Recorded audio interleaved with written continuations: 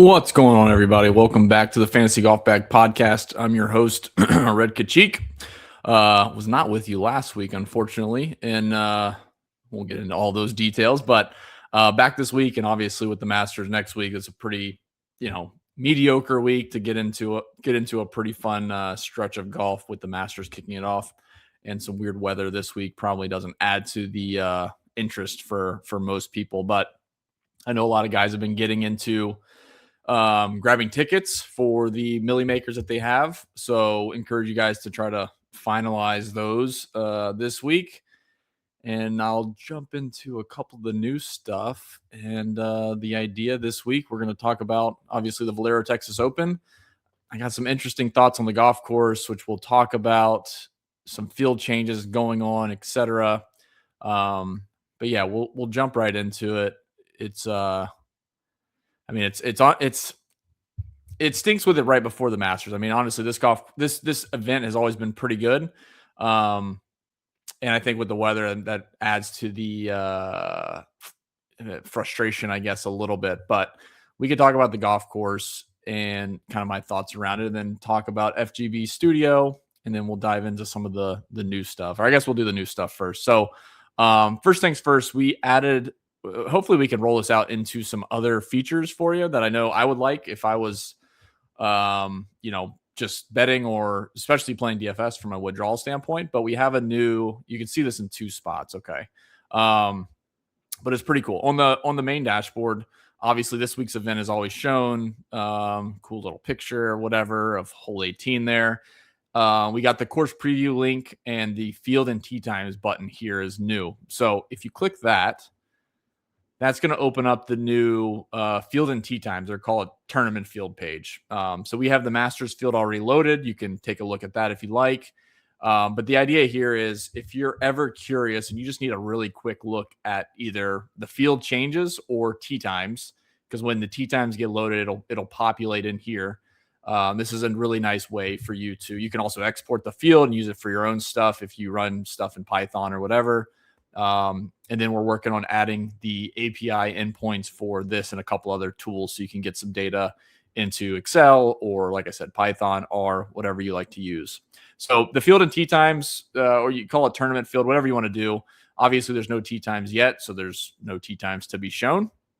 But at the top here, you can see the withdrawals currently from the initial field. So Ryan Gerard, Nikolai Hogard, Pearson Coody, Matty Schmid, Isaiah Salinda, Aaron Wise have all withdrawn. This is the current field of 130 players. We have the official World Golf Ranking in here for whatever that's worth. Could be not much. And then on the right-hand side is their course history.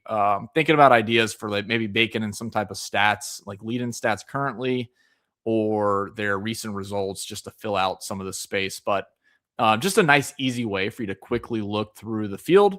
From the top guys, obviously there's no DK pricing. This is strictly for the tournament itself. Maybe we add some features for like throwing odds in here or something like that. But I mean, we have so many other stuff with DK pricing and odds. It starts to be redundant. I don't want people, not knowing where to go, or they could go anywhere to get the same thing. It seems redundant on my part, at least. So yeah, you can see Tommy Fleetwood here, a T7 in 24, T62 last year, T4, Russell Henley in 2024, on down the list. You got JJ Spahn's win, preceded by 2 missed cuts, on down, McNeely, a T3, etc. So whenever the, whenever the tee times get posted, this will update with their round by round tee times and groups. So it'll be easy for you to search and filter through anybody that you're curious about betting or groups, etc. So that is number one. Any of these are also clickable. You can go to their player profile and do more research there as well. So that is the first one up. And like I said, when it would come back on Tuesday evening, when they have tee times up, and then you can see all the groupings. If this is a multi-course, it'll be identified by the course. So pretty good addition to Fantasy Golf Bag. Let's see here. I think that's it for this. Yeah, like I said, tee times would be pretty cool. When you come back Tuesday, you'll see that. The live tournament stats, I don't talk about this too much, but if you're curious about your DFS stuff, it's kind of nested in here secretly. But if you go to the live tournament stats page at the bottom left, you'll see cut distribution. You can kind of preview it, or if you click this little expand icon, you can see all the contests and their percentage 6 to 6. So a nice little feature on the live tournament stats that's also free. And then if you're ever curious, you can go through and type in whoever, and you can see how many lineups you had or they had, how many 6 to 6s, etc. If you want to do more analysis from a DFS perspective, that is always in LineupIQ. Just go to the contest page. You can research any contest that has completed, look at any users, any of their stacks, AM, PM stacks, exposures, their ownership versus the field. You can see some guys that take a very contrarian approach versus others that don't.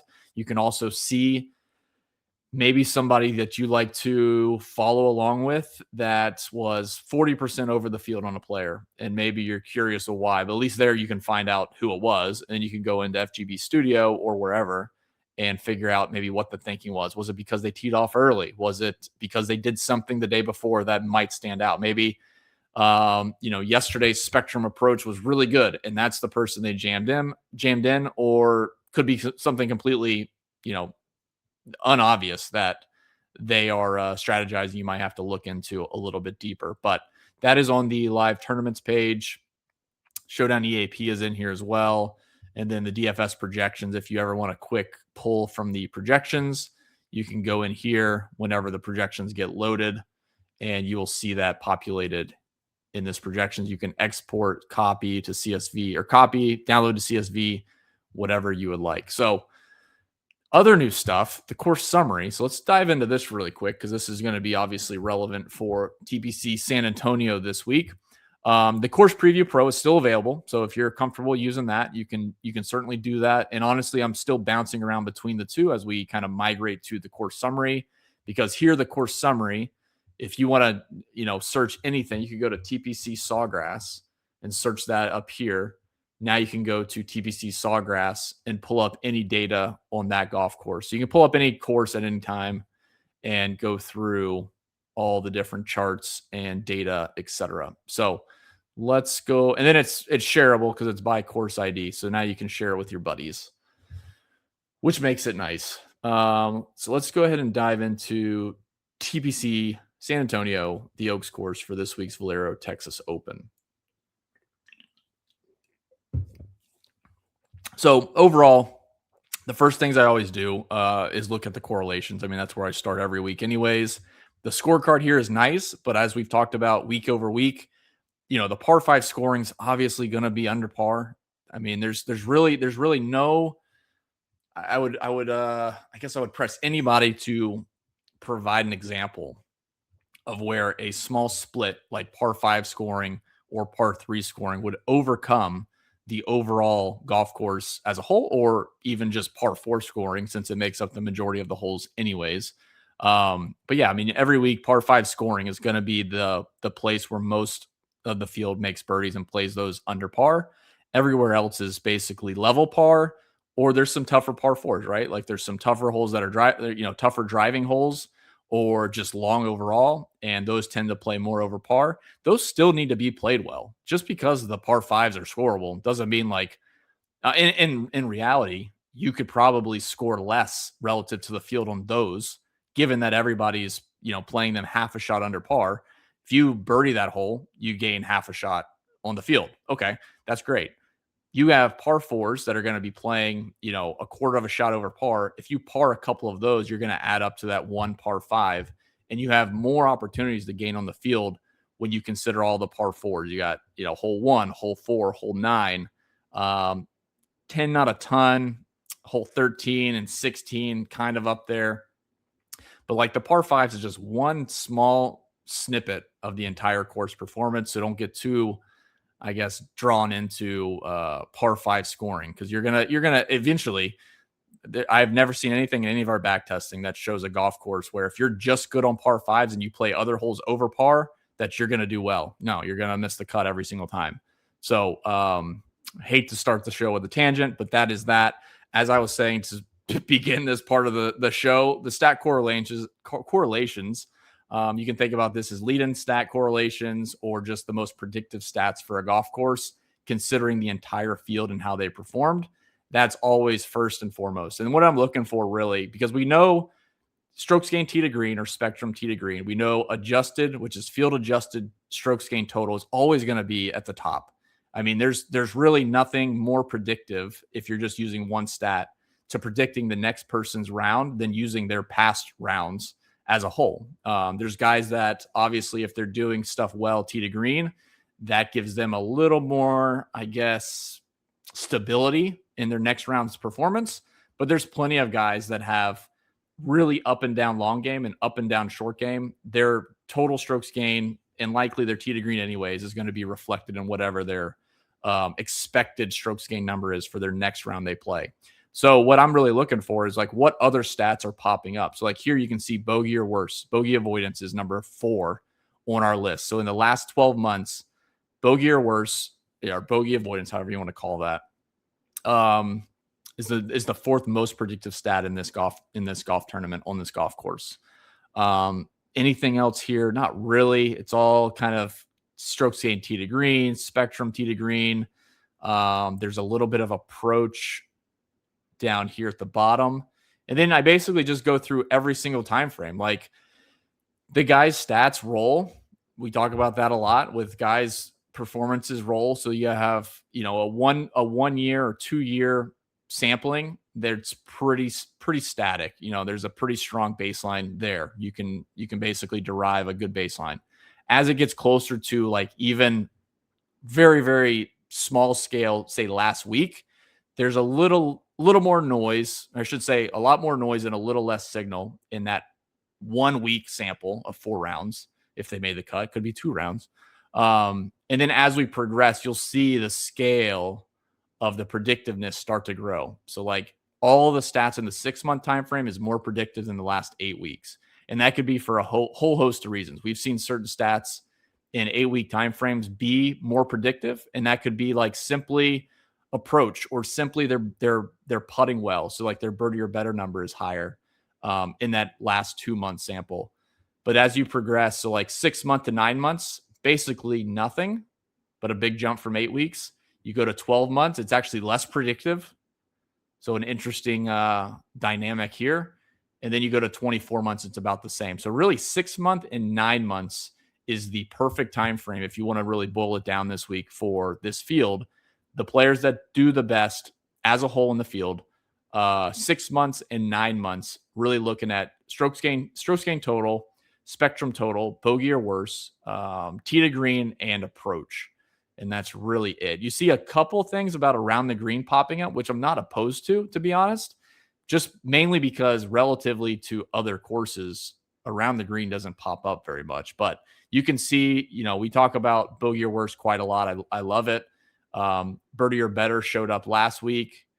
Bogey or worse is showing up this week. So in FGB Studio, you'll see a large emphasis on basically overall player skill using field adjusted total strokes gained, spectrum total, also field adjusted, and then bogey or worse or bogey avoidance, whatever you want to call it. I'm probably confusing you when I keep using that, but that's how we term it in our database. But it's basically, how few bogeys they make relative to the field.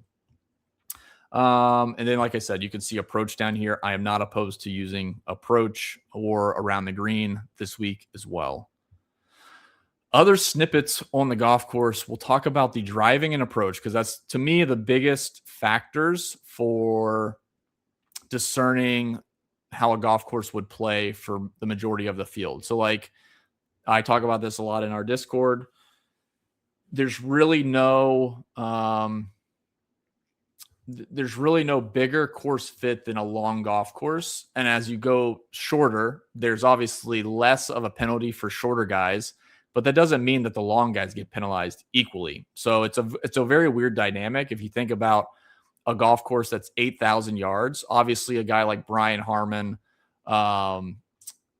Chris Kirk, etc., very short hitters compared to the PGA Tour average, they're going to have a much more difficult time just because of the fact that they are going to hit it 20 yards shorter than average, most likely on a course like that. However, if you take the flip side of that, let's say they're playing on an LPGA course, it's like 6,200 yards. Obviously, there's less of an advantage for distance off the tee, but it's not a negative. Like, we're not going to dock the guys. It's just going to be less of an advantage for the distance off the tee. And honestly, maybe there is an advantage.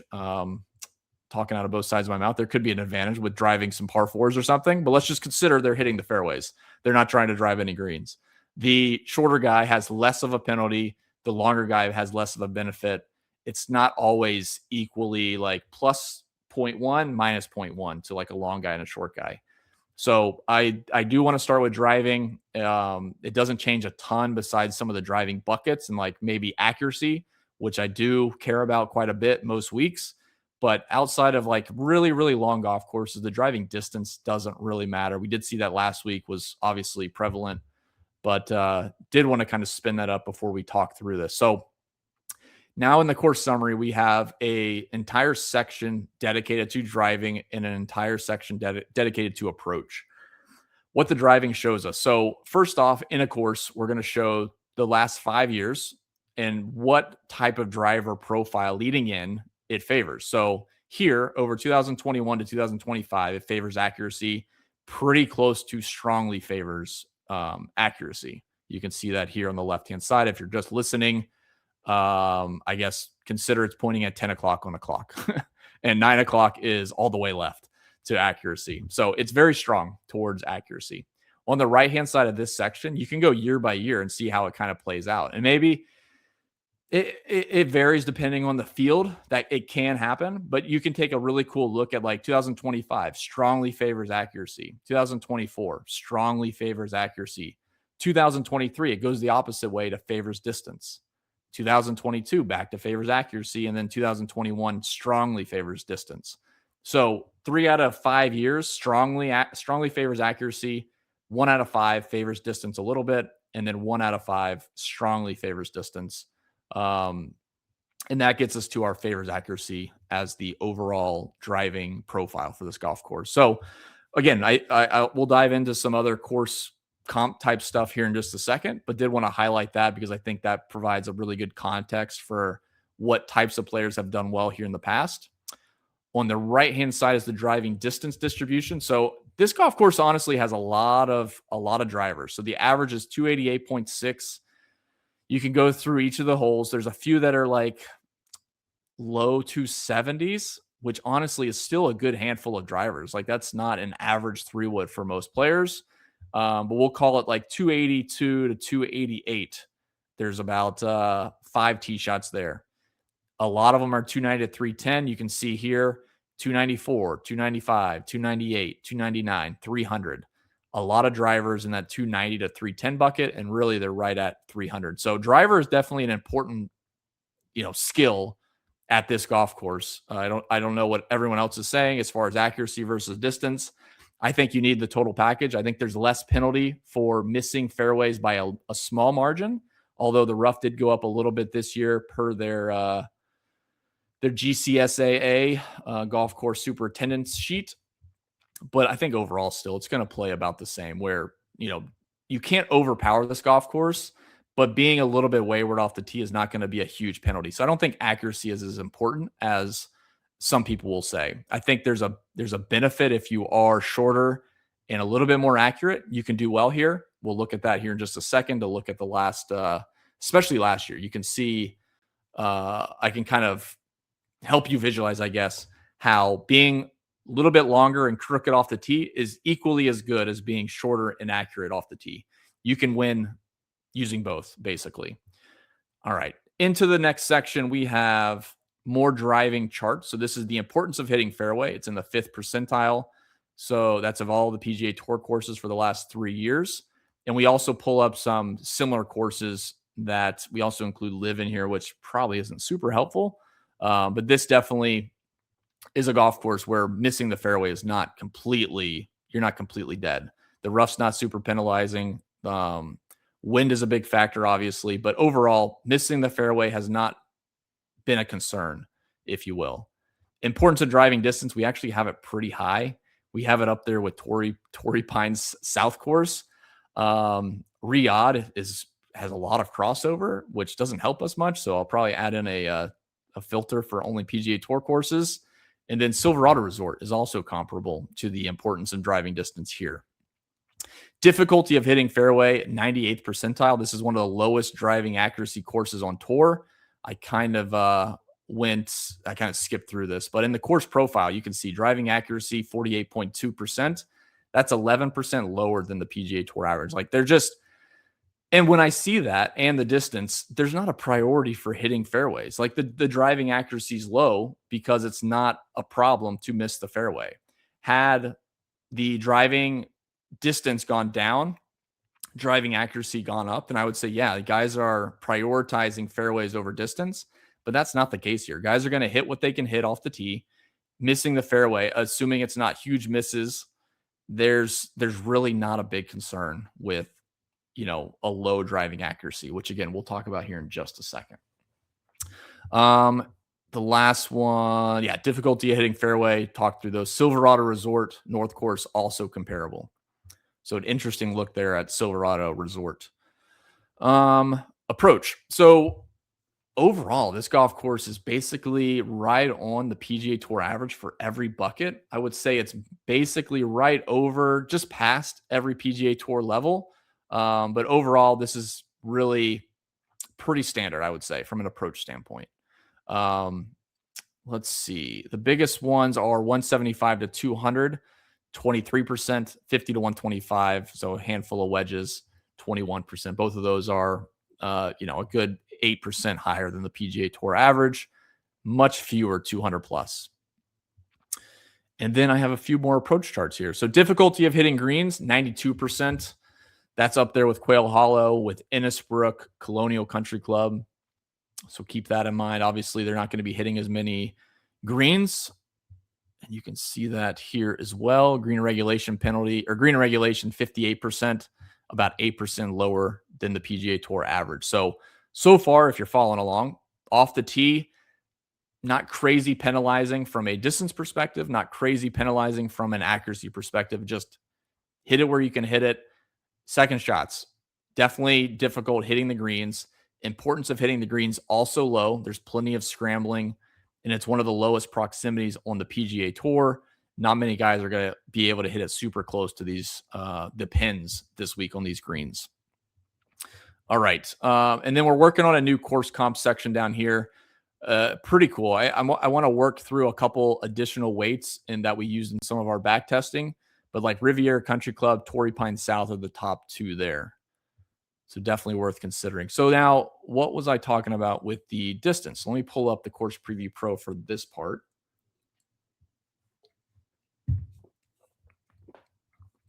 We'll let this load for a second.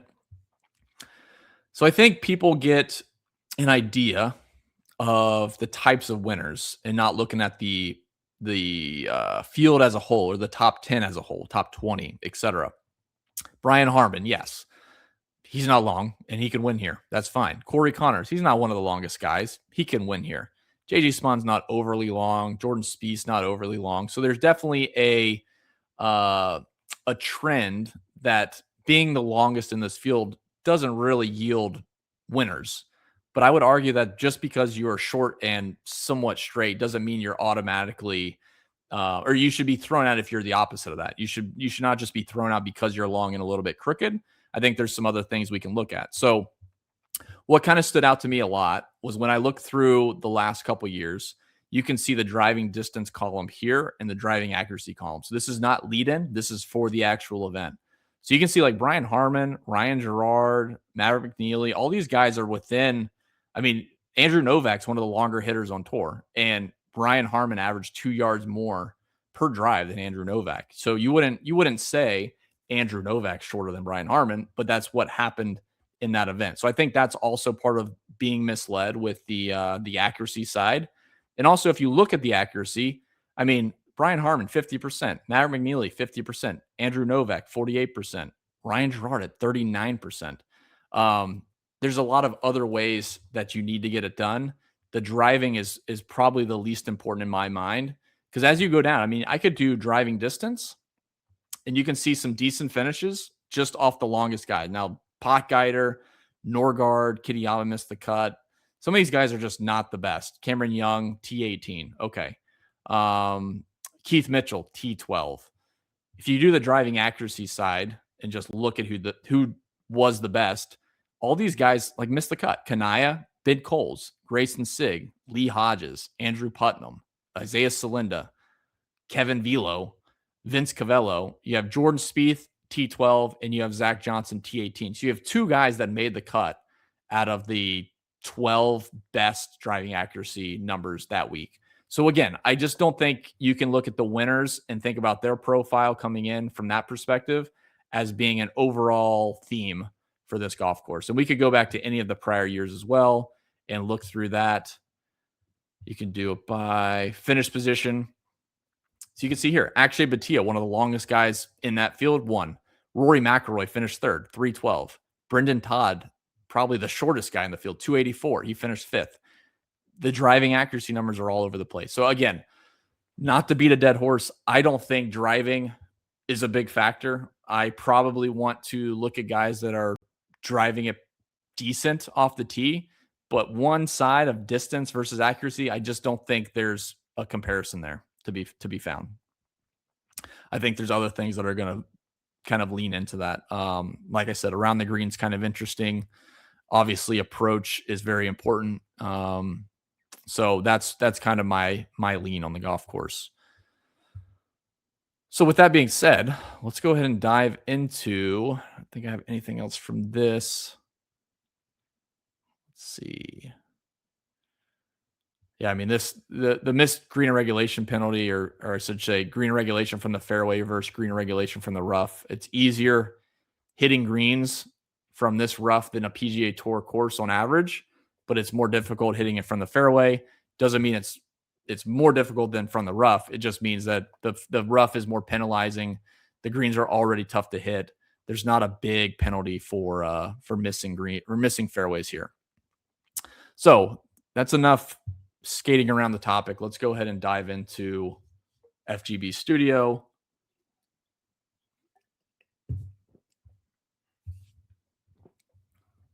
All right, I already have the Masters pulled up, so let's go back 1 week to Valero Texas Open. Now, I could apply my template from last week. I guess let's just go ahead and do that, because I'll probably burn off the 2 years and 12 months. So let's go ahead and delete those.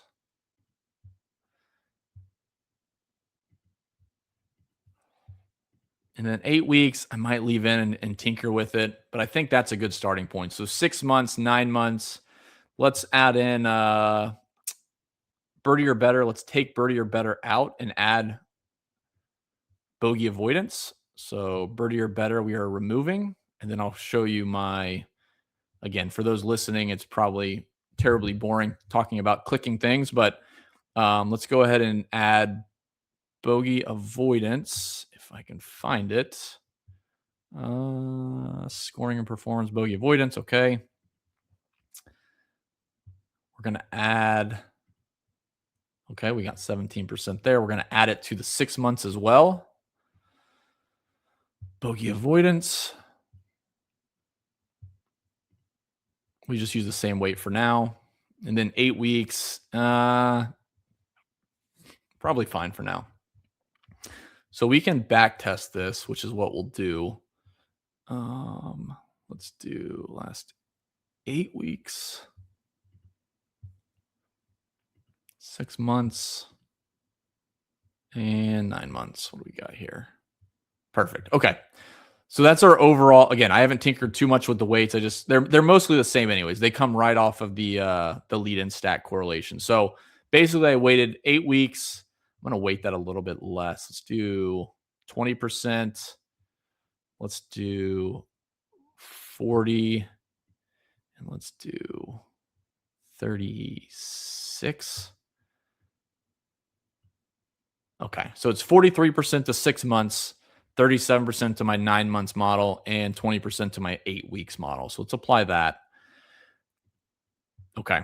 So we have just looking at rankings, and we're going to backtest this, and let's just see how he would have done last year with the same thing. Then we can tinker with it a little bit more. So Tommy Fleetwood, number 1, Hideki, number 2, Siwoo Kim, number 3, Morikawa, number 4, Russell Henley, number 5, Ricky Fowler, number 6, Robert McIntyre, number 7, Nick Taylor, 8, Aberg, 9, and Alex Noren, number 10.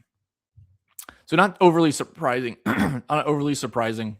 Looking through like the pricing, no one really stands out as like crazy mispriced, which is a good thing in my mind. Denny McCarthy, because of his course history, is up here at 8,200. He grades out pretty poorly. Johnny Kiefer doesn't grade out that well either, so worth looking into. And same with Brian Harmon, Olesen, Marco Pinge.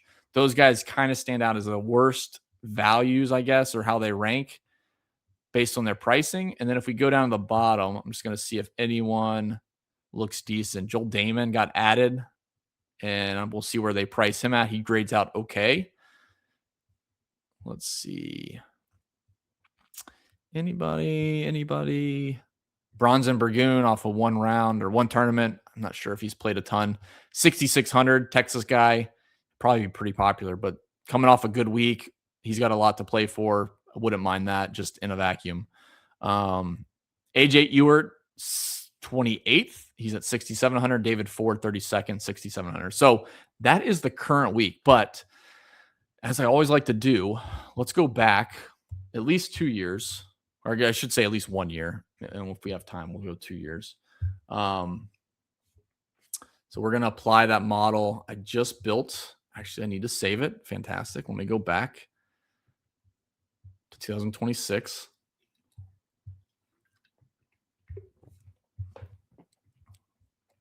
I'm going to save it as a template. I'm also going to remove my other one from public.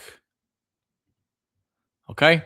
So now let's go back to 2025. Apologies for the jumping around. Apply template. Valero Texas Open. Let's apply it. Let's see. Fingers crossed. Let's see how it would have done last year. So pretty good. So it gets categorized as strong. The best we can do is excellent. So it's excellent, strong, weak, poor, and then no signal. And if it's negative, which is very possible, I've seen several people try to do that when they start throwing in grass types and wind or designers, you can get a negative correlation, believe it or not, where the best ranked players finish worse as a whole than the worst ranked players with that model. So pretty good. I'm pretty happy with strong. You could go through each specific version. So like the 8-week model was good on the lighter side. 6 months was really strong, and 9 months was really strong, which we just talked about on the course summary, right? We just talked about 8 weeks was okay. And then we looked at 6 months and 9 months. There was a big jump up in terms of the predictiveness. But that's just 1 year. So let's go to 2024. Let's apply our same model. Fingers crossed, it's at least good, hopefully.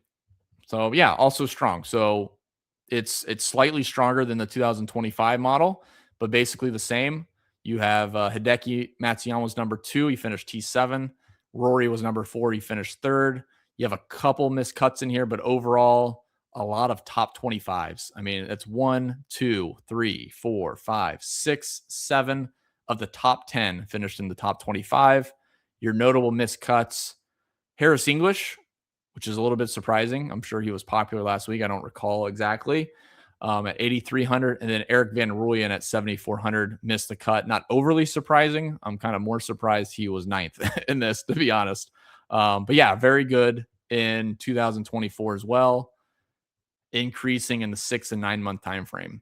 So, like I said, jumping back to 2026, that's really our starting point this week with looking at the course summary, understanding what makes this golf course, benefit certain players versus others. To kind of tie it all together, I guess. I mean, looking at the broader scale, we talk about that all the time. Like if you're building a good betting model or a good, projections model, you're going to use these more macro level stats. Adjusted strokes gain total is one of the most predictive ones we've ever created. Obviously, we use Spectrum quite a bit, and it has its place. And then tee to green is fantastic, and we use the field adjusted one for that too. Once you start diving into smaller and smaller niche stats or niche stats, however you want to pronounce it, you start to kind of muddy the water a little bit. You might give bumps to certain players and bump other players down unfairly.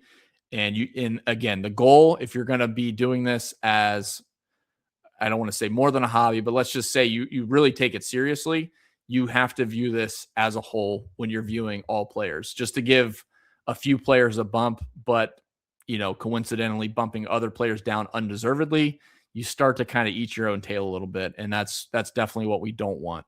So hopefully that helps. I kind of ran through the top guys, but as always, this model is saved out here as a template. So all you have to do, if you go to Fantasy Golf Bag, go to FGB Studio, click Apply Template. You can find my template. It's called Valero Texas Open 2025 template. You can also type in the code, which is, I'll put in the chat instead of saying it out loud because it'll sound silly. But it's basically an 8-digit code.